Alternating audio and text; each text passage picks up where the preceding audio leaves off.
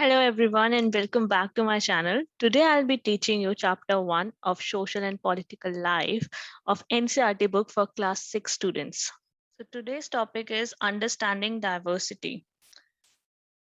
To understand this topic, the meaning of diversity, first we will look at one of the example from the book only. So there are two children. The name of one children is Samir Ek and the other is Samir Do. Samir Ek goes to school, but on the other hand, Samir Do sells the newspaper. So there are certain similarities as well as there are certain things which are not similar in Samir Ek as well as Samir Do. तो वो similarities क्या हैं और वो differences क्या हैं पहले हम ये देखते हैं. तो Samir Ek, he goes to the school, he can speak in English and he belongs to Hindu community and he follows Hindu culture. While on the other hand, if we'll talk about Samir Do, he sells a newspaper and he cannot speak English. He is from Muslim community and he follows Muslim culture.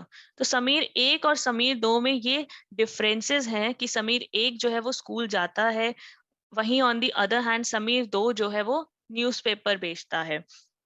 Sameer एक को हिंदी आती है अच्छे से, English आती है अच्छे से और वो हिंदू कल्चर को फॉलो करता है. वहीं on the other hand Sameer दो, उसको हिंदी नहीं आती, उसको हिंदी आती है, उसको इंग्लिश नहीं आती है and he belongs to the Muslim culture and Muslim community. अब देखते हैं हम सिमिलैरिटीज की अगर हम बात करें तो इन दोनों के बीच में क्या चीज सिमिलर है. First as we can see Sameer नाम, ठीक है, दोनों का नाम क्या है, समीर. दोनों ही हिंदी में अच्छे से बात कर सकते हैं एंड दोनों जो है इंडिया में रहते हैं. तो ये कुछ डिफरेंसेस है और ये कुछ सिमिलैरिटीज थी जो कि समीर एक और समीर दो दोनों शेयर करते हैं. Now then will move further to the topic inequality. अब यहाँ पर हम देख रहे हैं कि कुछ इन डिफरेंसेस समीर एक और समीर दो में थे कि समीर एक ऑन दी अदर हैंड वो स्कूल जा रहा है, वो स्कूल जाता है, वहीं समीर दो जो है उसको न्यूज़पेपर सेल्स करने पड़ते हैं. तो ये इनइक्वालिटी क्यों है और इनइक्वालिटी होता क्या है. So inequality is basically it comes about when a person does not have the resources and opportunities that are available to other persons. तो इनइक्वालिटी क्या है, हम उस इंसान के लिए हम इनइक्वालिटी बोलते हैं जब एक इंसान को वो सारे रिसोर्सेज नहीं मिलते हैं जो सेम अपॉर्चुनिटी और रिसोर्सेज दूसरा कोई इंडिविजुअल यूज कर रहा है. जैसे हमने देखा अभी पीछे एग्जाम्पल में कि समीर एक जो है स्कूल जाता है, वहीं on the other hand Sameer दो स्कूल ना जाकर न्यूज़पेपर सेल करता है. वहीं समीर एक को बहुत अच्छे से इंग्लिश बोलनी आती है, वहीं समीर दो को इंग्लिश बोलनी नहीं आती है. तो ये क्या है, ये रिसोर्सेज जो है वहां पर लैक कर रहे हैं, उनको अपॉर्चुनिटीज नहीं मिल रही हैं समीर दो को. दैट्स वाई उसको इंग्लिश नहीं आती है, वो स्कूल नहीं जा पा रहा है. राइट.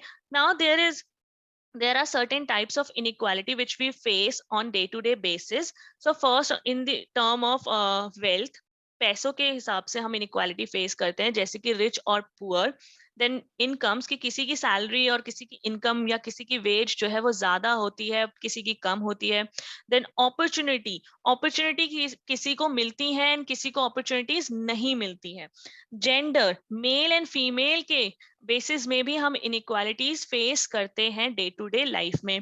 देन एसेट्स की किसी के पास बहुत ज्यादा एसेट्स है और किसी के पास कोई भी इंपॉर्टेंट चीज या इंपॉर्टेंट एसेट्स नहीं है. एंड फिजिकल एनवायरनमेंट की कोई बहुत अच्छे साफ सुथरे हाइजीनिक प्लेस में रहता है और कोई बहुत ही अनहाइजीनिक प्लेस में उसको रहना पड़ता है, कोई स्लम्स में रहता है. Right. Okay, now coming to the main topic, that is diversity. Now, what do we understand by diversity? Diversity is basically a sense of variety that exists in the traits, looks, behavior, culture, religion, language, abilities, our resources, and opportunities related to different people is said to be diversity. तो ये क्या है कि ये variety यहाँ पर exist करती है. हमें पता है कि हम कैसे हैं, हम एक दूसरे से अलग है. each and every individual is different from one another. वहीं अगर हम देखें ट्रेड्स के बेसिस में, चाहे वो उनके लुक्स के बेसिस में हो, हम सब एक दूसरे से अलग दिखते हैं. We have different behaviours, we behave differently with each other. Right. We belongs to different culture, हम अलग अलग कल्चर फॉलो करते हैं. हम अलग अलग रिलीजन को फॉलो करते हैं, हमारे बिलीव्स अलग है, हमारी लैंग्वेज अलग है, कोई इंग्लिश बोलता है, कोई हिंदी बोलता है, कोई मराठी बोलता है, कोई गुजराती बोलता है, राइट। हमारी एबिलिटीज अलग हैं। मेरी अगर ड्राइंग अच्छी है तो जरूरी नहीं है कि मेरी सिस्टर की भी ड्राइंग अच्छी होगी, ठीक है, मे बी वो डांस में अच्छी है या मे बी उसकी मैथ्स बहुत अच्छी है, राइट। नाउ रिसोर्सेस की जरूरी नहीं है कि जो रिसोर्सेस मेरे लिए अवेलेबल है वो हम सब के लिए अवेलेबल हो। एंड नेक्स्ट इज अपॉर्चुनिटीज, कि हम देखते हैं कि अपॉर्चुनिटीज भी सबको अलग अलग तरीके की मिलती हैं, और किसी को मिलती हैं, किसी को नहीं मिलती हैं, as we have already discussed in the previous topic, that is inequality, right. So diversity क्या है? It is a sense of variety that exist in our society. Now, diversity in India, as we all know that India is a diverse country, ठीक है, तो यहाँ पर हमारी country में जो है बहुत सारी डाइवर्सिटीज हमें देखने को मिलती है। कैसे? वी स्पीक डिफरेंट लैंग्वेजेस, हम सब अलग अलग लैंग्वेज बोल रहे हैं। कोई हिंदी बोलता है, कोई मराठी बोलता है, कोई तेलुगु बोलता है, राइट। तो अलग अलग लैंग्वेजेस हम जो है बोलते हैं। And have various types of food, हम अलग अलग टाइप का खाना खाते हैं। किसी के यहाँ पे ढोकला खाया जाता है, तो कोई बाल मिठाई खाता है। And we celebrate different festivals also, ठीक है, कि हम यहाँ पर ईद भी मनाते हैं, हम क्रिसमस भी सेलिब्रेट करते हैं, हम नवरात्रि भी मनाते हैं, हम गरबा भी खेलते हैं, हम सारे फेस्टिवल्स जो है अलग अलग सेलिब्रेट करते हैं अपनी कंट्री में। हम जो है यहाँ पर अलग अलग रिलीजन के भी लोग यहाँ पर रहते हैं, अलग अलग रिलीजन जो है वो प्रैक्टिस करते हैं। फिर चाहे वो कोई जैनिज्म को फॉलो करता है, कोई बुद्धिज्म को फॉलो करता है, हम हिंदुइज्म को फॉलो करते हैं या इस्लाम को फॉलो करते हैं, राइट। सो इंडिया कैसा एक कंट्री है, एक ऐसा कंट्री है, एक ऐसा नेशन है जहां पर हमें हर टाइप के लोग देखने को मिलते हैं। तो this is diversity in India. क्यों? क्योंकि इंडिया में हमें हर लैंग्वेज के लोग मिलते हैं, हर लैंग्वेज बोलने वाले लोग मिलते हैं, हम अलग अलग तरीके के कपड़े पहनते हैं, हमारा लाइफस्टाइल जो है वो एक दूसरे से अलग है, लेकिन फिर भी हम इंडिया का पार्ट है, अपने नेशन का पार्ट है। Now there is a case study. We'll compare two different places in this chapter. First is Ladakh, and then we'll compare it with Kerala. So talking about the Ladakh first, so as you can see in these images, these are the pictures of Ladakh. Ladakh की ये कुछ images हैं जो आपकी screen पे अभी आ रही हैं। एंड लद्दाख जो है वो एक डेजर्टी एरिया है और माउंटेनियस एरिया है, जो कि eastern part of Jammu Kashmir में situated है. Now, since this region does not receive any rainfall and is covered in snow for a large part of the year, therefore very little agriculture is possible here. तो यहाँ पर क्योंकि बारिश इतनी ज्यादा नहीं होती है and most of the time जो है यहाँ पर बर्फ से ये पूरा कवर रहता है एरिया, ये रीजन, तो इसीलिए यहाँ पर जो खेती होती है, जो एग्रीकल्चर प्रैक्टिसेस करी जाती हैं, वो बहुत ही कम पॉसिबल है। Very few trees can grow in this region, तो इस रीजन में बहुत ही कम जो है पेड़ उग सकते हैं, पेड़ लगाए जाते हैं, ठीक है। वो उनकी ग्रोथ बहुत ही कम होती है। Now people here keep sheep and goats, यहाँ पे जो लोग रहते हैं वो क्या क्या चीजें रखते हैं, पालते हैं, किन किन चीजों को रेयर करते हैं? शीप्स को और गोट्स को वो मेजरली रेयर करते हैं, पालते हैं। And the goats in this region are special because they produce pashmina wool. जो यहाँ की गोट्स हैं, जो यहाँ की बकरियां हैं, वो स्पेशल हैं बहुत ही ज्यादा।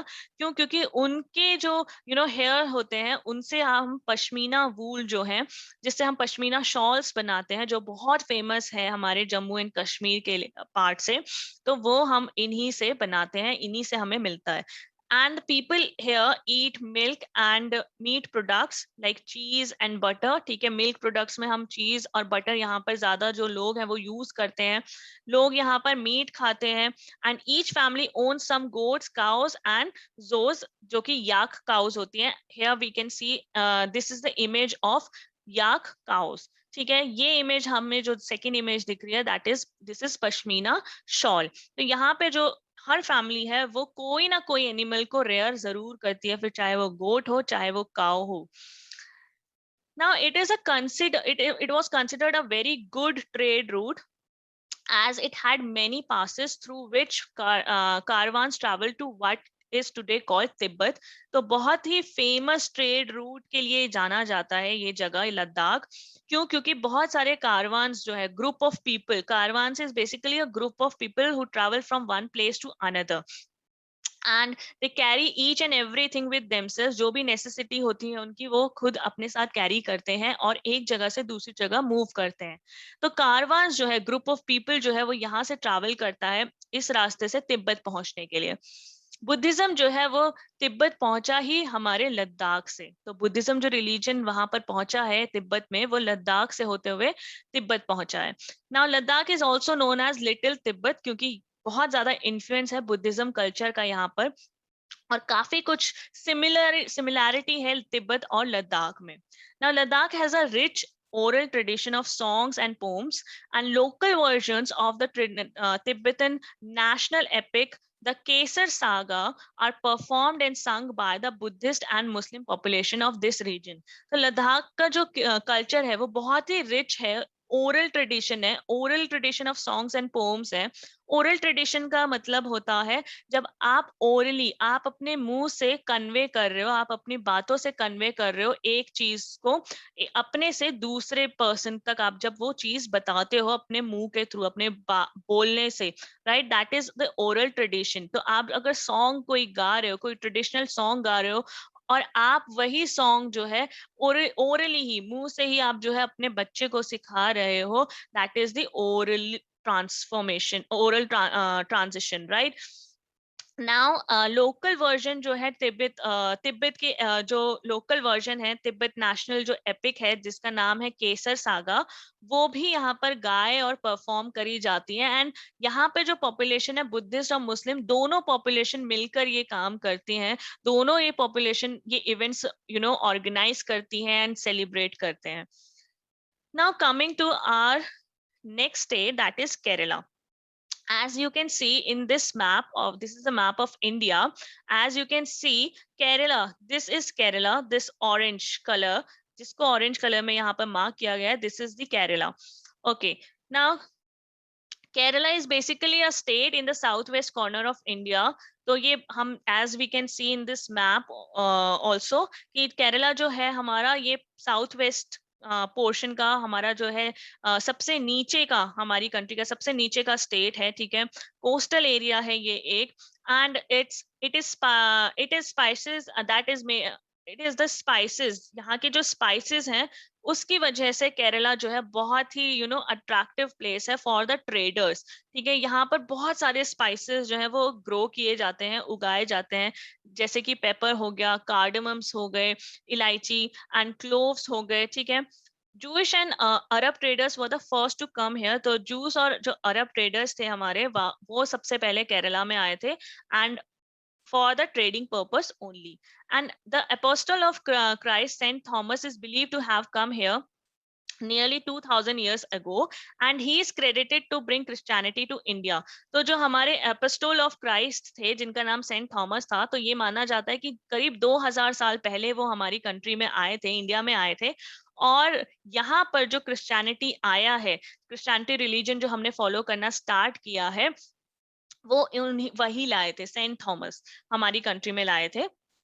Then next is the Portuguese discovered the sea route to India from Europe when Vasco da Gama landed with his ship here. ठीक है, तो जो हमारा जो कंट्री का लैंड सी रूट जो हमें मिला था यूरोप से, वो भी वास्को डी गामा जब आए थे, जब उन्होंने लैंड किया था, तो फिर वो उन्होंने केरला में ही लैंड किया था.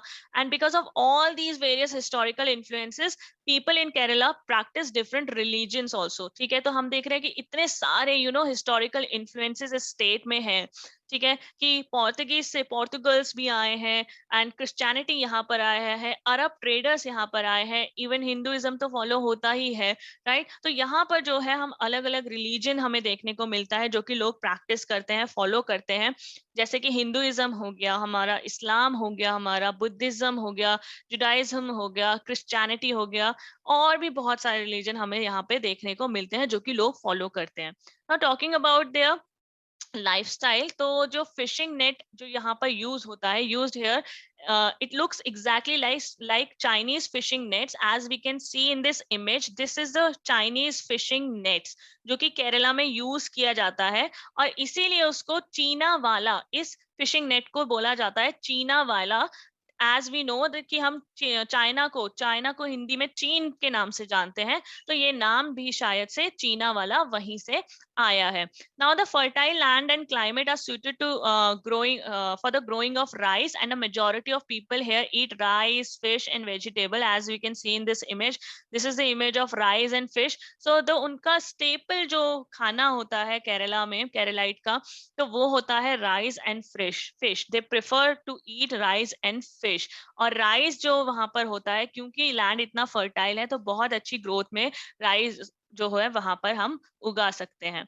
Now, as we have seen both the states, Kerala, both the places, Kerala and Ladakh, तो अब हमें वहां पर देखने को मिला कि कुछ सिमिलैरिटीज भी हैं उन दोनों में, और हमें देखने को मिला कि कुछ डिफरेंसेस भी हैं दोनों में। Now the Kerala and Ladakh are quite different in terms of their geographical features, but the history of both regions has seen similar cultural influences. ठीक है, तो हमने देखा कि केरला और लद्दाख दोनों एक दूसरे से ज्योग्राफिकल फीचर्स के पॉइंट ऑफ व्यू से दोनों एक दूसरे से बहुत ही अलग हैं।